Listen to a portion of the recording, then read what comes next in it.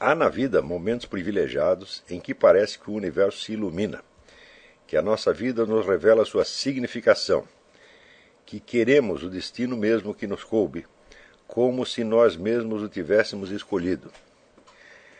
Depois o universo volta a fechar-se. Tornamo-nos novamente solitários e miseráveis, já não caminhamos, senão tateando, sobre num caminho obscuro, onde tudo se torna obstáculo aos nossos passos. A sabedoria consiste em salvaguardar a lembrança desses momentos fugidios, em saber fazê-los reviver, em fazer deles a trama da nossa existência cotidiana e, por assim dizer, a morada habitual do nosso espírito. Daí continua Lavelle. Não há homem que não tenha conhecido tais momentos, mas ele os esquece depressa como um sonho frágil, pois ele se deixa captar quase imediatamente por preocupações materiais ou egoístas que ele não consegue atravessar ou ultrapassar porque ele pensa reencontrar nelas o solo duro e resistente da realidade. Mas aquilo que é próprio de uma grande filosofia é reter e reunir esses momentos privilegiados, mostrar como são janelas abertas para um mundo de luz cujo horizonte é infinito, do qual todas as partes são solidárias e que está sempre oferecido ao nosso pensamento, e que, sem jamais dissipar as sombras da caverna, nos ensina a reconhecer em cada uma delas o corpo luminoso do qual ela é a sombra. Então nós temos aqui, evidentemente, um jogo permanente, uma dialética permanente, entre, vamos dizer, a unidade da nossa autoconsciência, em que nós recolhemos todos os dados da nossa vida e que acreditamos percebê-los todos como um sistema coerente, fundamentado, tá certo? Ordenado e cheio de sentido. Tão cheio de sentido que nós o aceitamos, diz ele, como se nós mesmos tivéssemos escolhido esse destino. Quer dizer que não há hiato, não há separação nesses momentos entre o que é, vamos dizer, a realidade e a idealidade, entre o que é, vamos dizer, o fato bruto, o fato empírico e o que seria a escolha racional feita por nós mesmos, a escolha livre feita por nós mesmos, tá certo? Depois esses dois elementos se separam novamente, quer dizer, a nossa consciência, a nossa unidade interior vai para um lado e o mundo dos fatos, o mundo empírico vai para o outro, formando agora então uma oposição. E esta oposição, ela se agrava porque no momento em que as preocupações, por assim dizer, externas, né, ou alheias, antagônicas à consciência, se impõem a ela como se elas fossem a realidade. Quer dizer, a situação momentânea se impõe a você e o oprime, e você presta atenção nela, ele concede a atenção e você a respeita porque você acredita que ela é a realidade, ao passo que o seu mundo interior é apenas sonho, pensamento, etc, etc. É claro que isso é uma gravíssima ilusão de ótica, tá certo? Porque não há situação externa,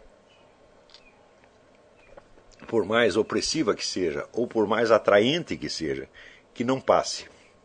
Tá certo? Todas elas são transitórias, elas estão continuamente vindo e voltando, entrando e saindo, e estão continuamente se desfazendo.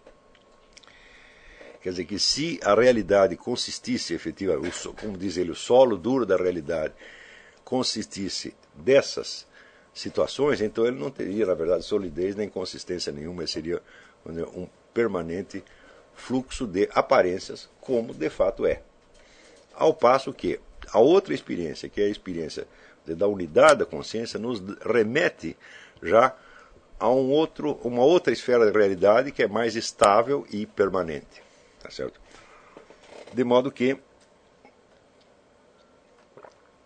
todas as situações que foram vividas aqui lhe pareceram ter uma certa importância no momento em que elas se apresentavam, todas elas são apenas impressões. Essas impressões, elas são mais fugidias até do que estes momentos a que se refere o Lavelle.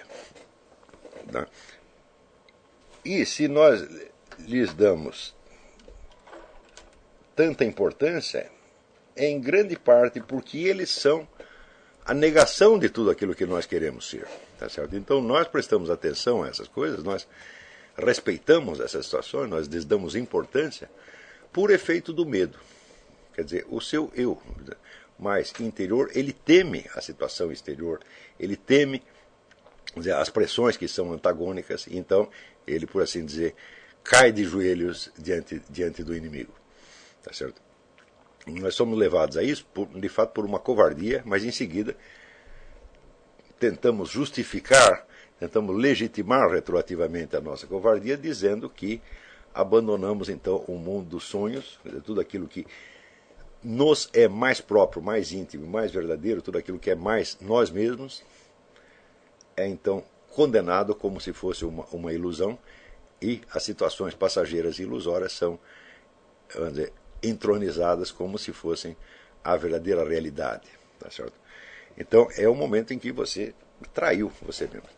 Você traiu aquilo que existe de mais elevado e mais sério em você mesmo, e automaticamente você entra numa nova posição existencial na qual a compreensão da sua existência, a compreensão da própria realidade exterior se torna impossível.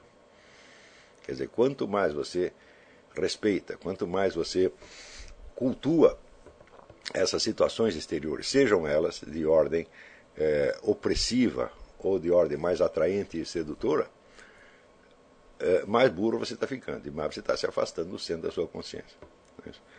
Quando eu defini a filosofia, já anos atrás, como unidade do conhecimento na unidade da consciência e vice-versa, então está subentendido nesta definição que o exercício da filosofia depende menos da aquisição de uma cultura filosófica, tá certo, do que da aquisição de uma espécie de força, de uma espécie de poder que o indivíduo tem de perseverar em si mesmo, de perseverar nesse momento a que se refere o Louis Lavelle e de encarar tudo com a máxima seriedade, tá certo, em face daquilo que é mais permanente e, em última instância, decisivo.